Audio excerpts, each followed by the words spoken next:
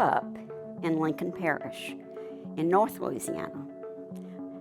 Was born in Ruston and raised in Simsboro, little bitty town, and grew up in the Baptist church. My father was a deacon in the Baptist church. We all sang in the choir. My mother and I sang soprano, my sister sang alto, and my daddy said he sang also. I've been in church most all of my life. In fact, all of my life, really, from one church to another. My father was a welder by trade, and he was probably the most godly person I've ever known. I never heard a curse word, never heard a word about anybody. He never gossiped. He was as devout as anybody I've ever met. And I took that into my life to try and be more like that Father, but more like the eternal Father as well. I got married when I was 20 years old. My ex-husband was in the Navy. When he graduated from Louisiana Tech, he decided he was going to go to officer candidate school instead of being a foot soldier, because it was back during the Vietnam era. So he became a Navy officer, and when he came home from OCS, we got married. We were married for 34 years. We lived in Norfolk, Virginia. We lived in San Diego, California. We lived in Long Beach, California. We lived in Tulsa, Oklahoma.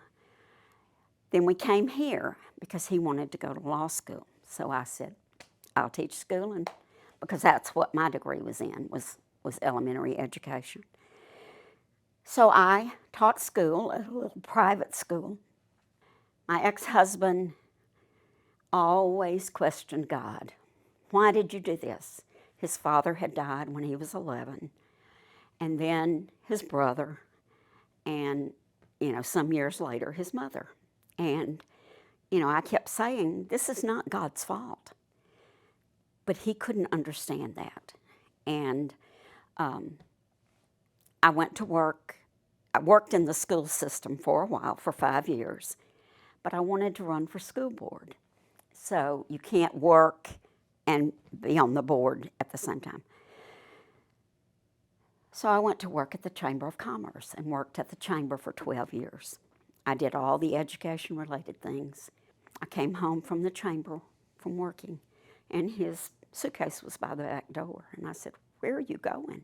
He said, I'm leaving. I said, but where are you going? And he said, I'm leaving. I said, but where are you going? He said, I'm leaving you because I don't want to be married anymore, and I don't love you. Talk about shock. I had no clue. But evidently, he was running around with several other women. I'd always been faithful, even when he was overseas. But he left me, and I literally thought my world was going to come to an end. God has blessed me all my life. He has taken care of me, even during times when I didn't see how I was going to make it. Our church is going to the Holy Land, December the 28th. I went to the first meeting, and I told Brother Ken, I said, I don't know why I'm here, because I have no money. And he said, Libby, where there's a will, God will make a way. Well, God has made a way. People I don't even know have donated money for me to go to the Holy Land. It has been a blessing beyond measure, because that is one of the things I've always wanted to do, is to walk where Jesus walked. I've studied about him.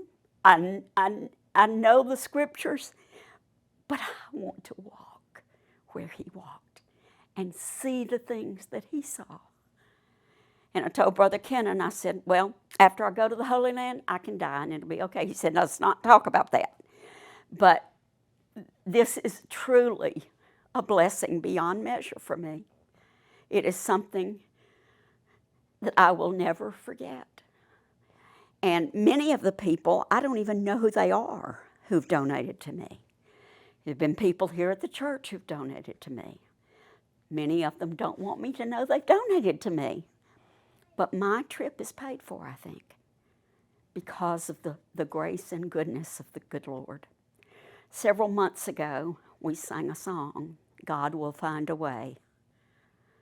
God is finding a way for me to go to the Holy Land.